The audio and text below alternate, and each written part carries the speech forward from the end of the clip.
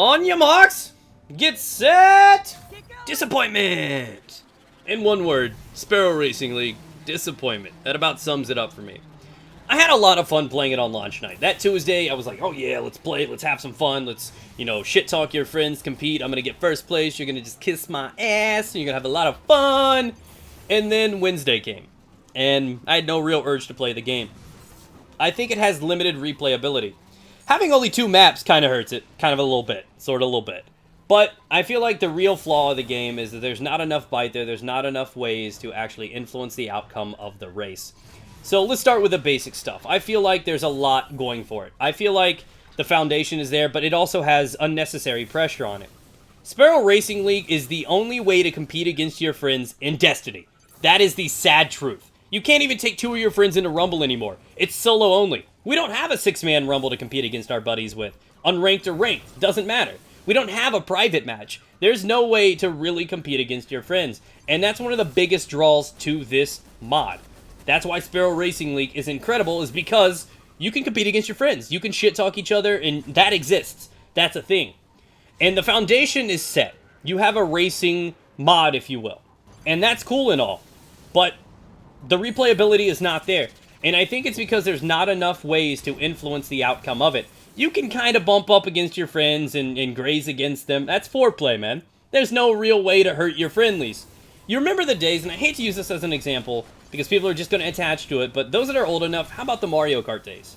How many hours did you pump into it? Be honest. Answer this to yourself. How many hours did you play Mario Kart? The same stuff over and over and over again, but the experience was different every time. How many times did you battle and race your friends? How many times did you smack them with a shell and it felt so good to nail that, or to come back out of nowhere and just wreck them?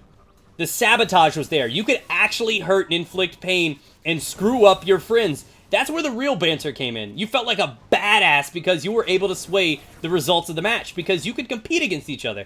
I was really shocked that there was no basic way of harming anybody inside the Sparrow Racing League.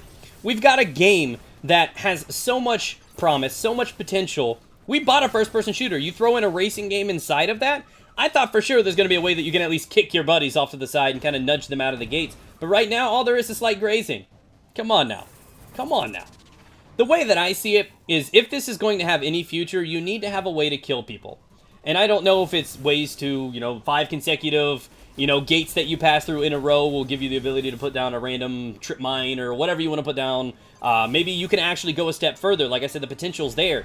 The foundation's there. What if there were subclass-based abilities you can get? So every 10 consecutive gates you hit, you are a Defender Titan, you could drop a bubble, and people have to detour around it, or they get slowed or blinded if they go inside of it. What if they worked on what is already inside of Destiny and implemented it? What if, Night Stalkers can throw down their Void Wall grenades, so people go through it, they take a little bit of damage, and over time, they may eventually explode.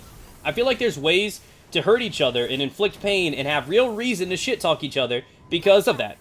At no point when a match is over, you're going to be like, oh, well, I lost because he bumped me. What kind of bullshit excuse is that?